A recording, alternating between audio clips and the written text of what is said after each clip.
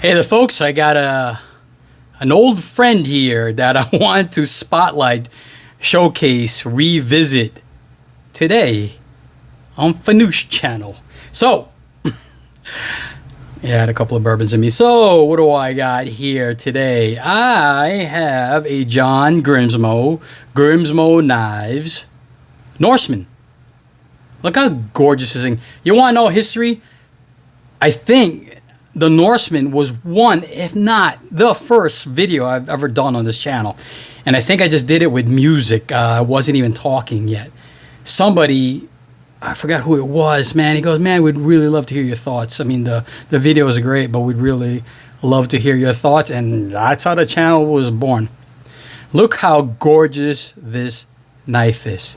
I mean, it's like a bar of gold. I got this back in 2012, I think. I wrote it somewhere. 2012. Yeah, somebody backed out. Somebody backed out, right? So John, back then, I don't think he had a website. You had to email him. And somebody backed out on a pre-order for a Norseman. Back then, I think you had to put like a $25 deposit. And somebody backed out. So I went through my email. I just read it. It said, basically, I reached out to John. And I said, dude, I'm a little bit late to the game. I know you did the pre-orders on this, blah, blah, blah. And then John gets right back to me via email. I don't even know if he does that anymore. He goes, oh, no worries. Somebody backed out. And I have 5 available.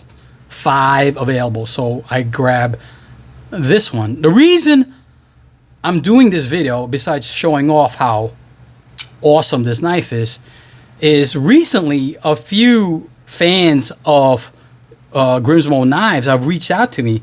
Like 3 guys, separate occasions, have just either commented on my video or reached out to me on Instagram and asking if they can buy the knives. You know, this particular knife. They watched it on the video. So I'm just curious. And I went on the website. I'm not sure if there's any available or you got to wait a little bit. I know they've gone up on prices. So the Norsemen start, I think, at $940, and then with the inlays you can get it for like $1,100. So I was just curious. I don't know. This is my first and only Norseman. I follow John on Instagram, but is there like a big market? Why is everyone offering to buy this from me? And this is, by the way, the number should be in there somewhere. There we go. Number 23. I could have bought number 6. I'm checking my email. John said he had number 6 available, but it wasn't the configuration I wanted.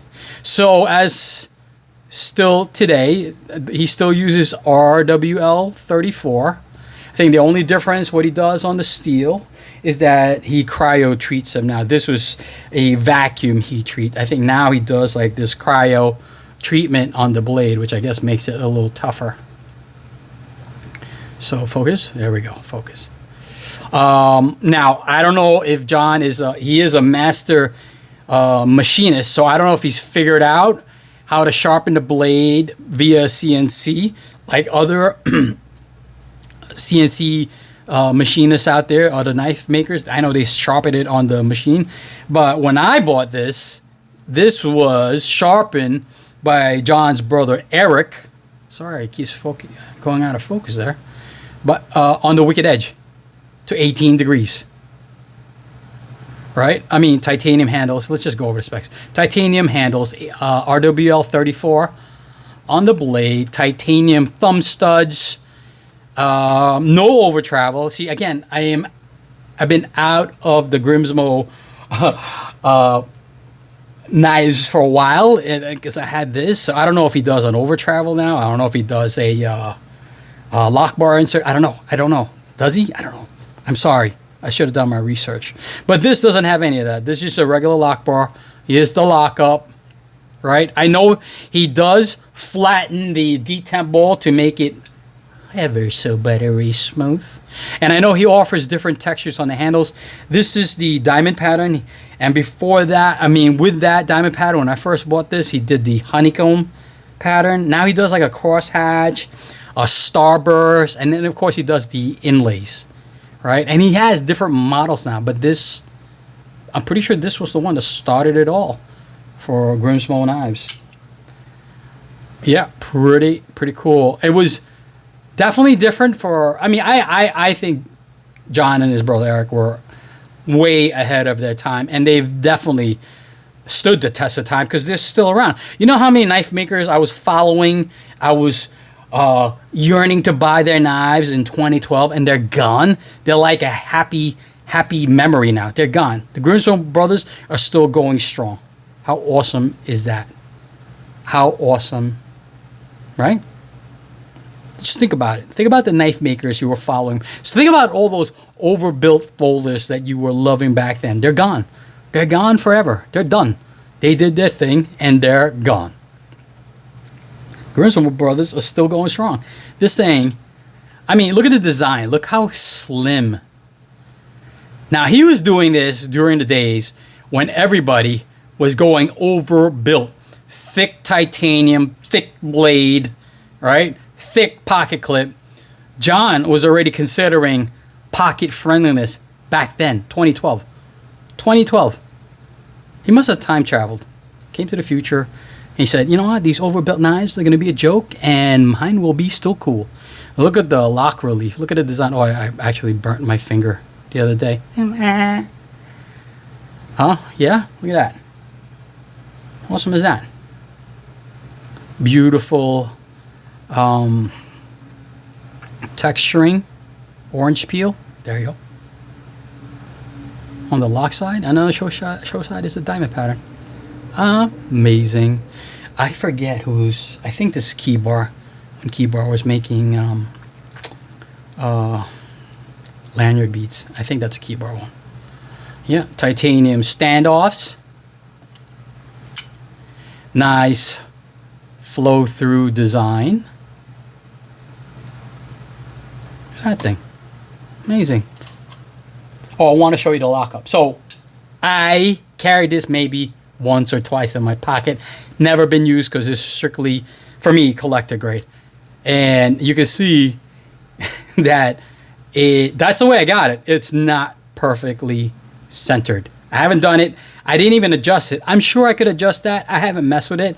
But I remember at a show, I showed it to John when I met him, and I asked him about that. He goes, yeah, you know, kind of new at it. I hope he doesn't mind me sharing that. We're still kind of new at it, and that's just the way it is. And he says it can't be adjusted. I don't know. I don't know if that's true. Maybe, maybe not. But, you know, now if you look at his knives now, they're like perfect. Perfection. Had another Grimstone knife. I know I showed this before, but John also made this Spyderco Paramilitary 2 honeycomb scales, which I purchased from him. I think this was actually either his, I forget now, either his or Eric's carry. So I didn't just buy the scales, I bought the whole knife. He was just selling it. I'm sure it was for nothing.